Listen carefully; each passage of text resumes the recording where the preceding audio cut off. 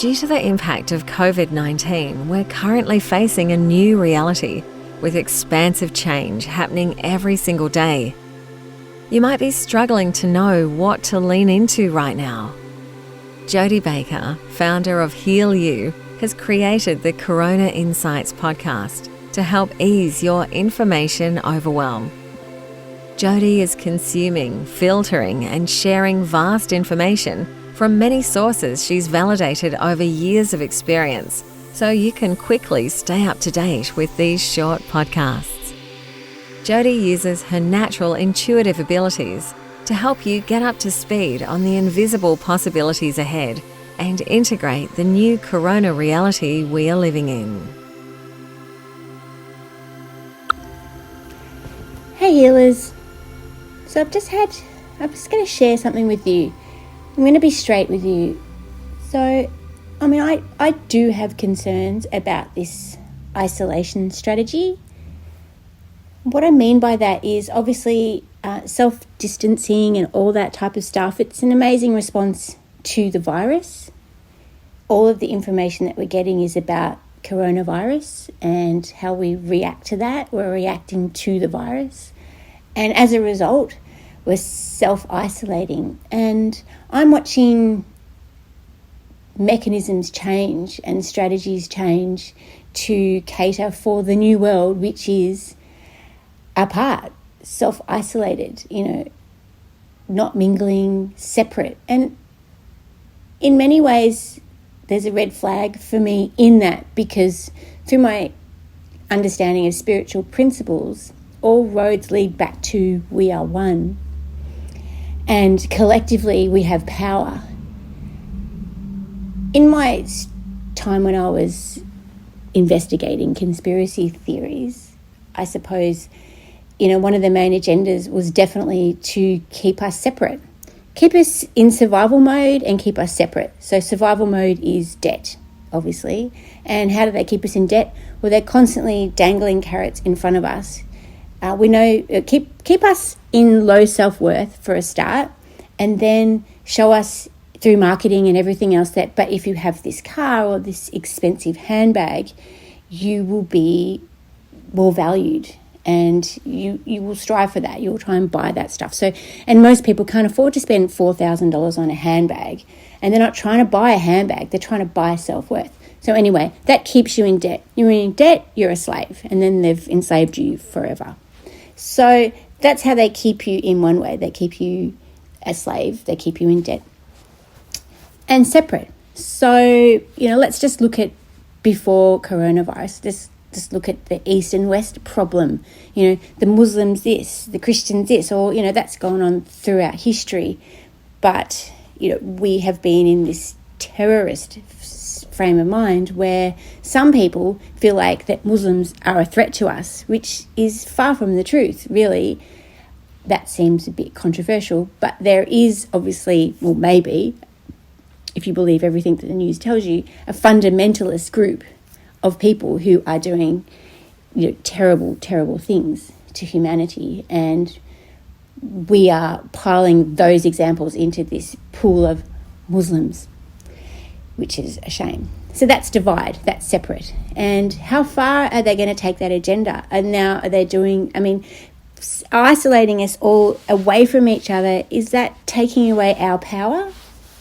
So I have concerns about that. But I feel really conflicted, because in how we're adapting to the whole new reality of being separate, we're adapting so quickly and creatively that it's inspiring me, because I can see what the humans are capable of. And that's amazing, because if we're capable of that, when our minds are freed up, because we're not doing so much doing, because we're not rushing off to work and having our mind being taken away all day with activities that are nothing to do with our heart and our core and our family and our love.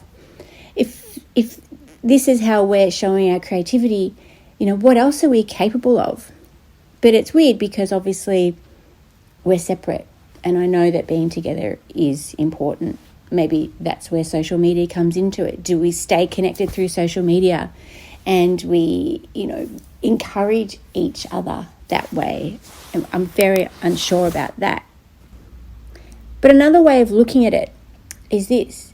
is the social distancing less about being apart, but is it more about connecting to self?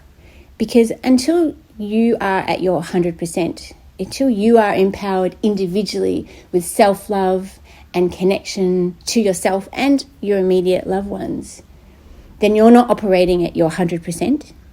And 100% is what we need from everybody in order to unite and redesign and recreate the new earth after this. Do you know what I mean? So I think that we definitely need to use this time, regardless of the agenda or the intention or whatever they've got designed for us, if that's the case. Some believe it's conspiracy, some believe in conspiracy, some believe it's fact, whatever, it's irrelevant. But if we use this time and forget about all that and just connect back to self and find out who you are and just spend time in present moment. I mean, gosh, we've been hearing so much about that for years now through the spiritual channels. Every single road comes back to be present in this moment. We're missing our whole lives because we're either in the past thinking about things that make us sad, or we're in the future worried about what hasn't happened yet. In order to get back to present, we need to stop. We need time. And I guess that's sort of what we've got. I know a lot of us in isolation still feel like we don't have time because we've still got our jobs and now we have kids and we're homeschooling. Plus we're afraid and we're stressed. So a lot of us aren't really harnessing and connecting to that time yet. But I think that it will happen. This is a huge adjustment period. So let's use this opportunity to start to connect to present. And a really great way to do that is, Eckhart Tolle, if you've never heard of him, he is the master. Oprah Winfrey describes him as the one person that she's met who seems to be who has completely transcended ego, who has no ego. And she has spoken to everybody. He wrote a book called A New Earth, and it's all about that. It's all about being present and ego and what it really is. And you can either read that book or you can download it on Audible. You can get a 30-day free trial on Audible if you just want to listen to the book and not pay any money. And the third option is there was a podcast series called A New Earth that Eckhart and Oprah did together, which was a New Earth online book club. So you'd read one chapter and then they would get together and answer questions from people who had read it. And if you don't want to read that book, well, just listening to that podcast series, it's 10 episodes, will give you and teach you everything that you need to learn. And that is a really great strategy and a really good thing to do. And some people think, oh my God, I don't have time to listen to podcasts. Well, I'm a really busy person as well. I've got 3 little kids, online businesses, big house to run. I pour a lot of time and energy in what I feed. We're really conscious eaters. Where do I find time to listen to podcasts? Well, I listen to them in the car. I listen to them when I'm cooking. I listen to them when I'm getting ready, when I'm cleaning. I'm always listening to them. So it's just about getting into the habit of having something playing in the background while you're doing other stuff. So that's it. I'm going to leave you there.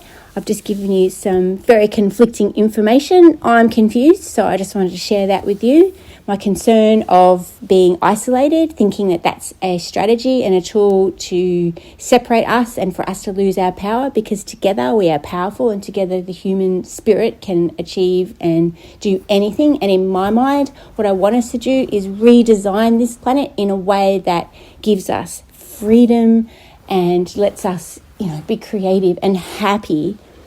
The second part of it is that we should get inspired by what we are doing with our new reality of self-isolation. We're getting on with it. We're creating, opportunities for remote parties, and we're doing homeschooling, and the schools, everyone's just adapting really, really fast. So that's a positive. And I'm gleaning from that.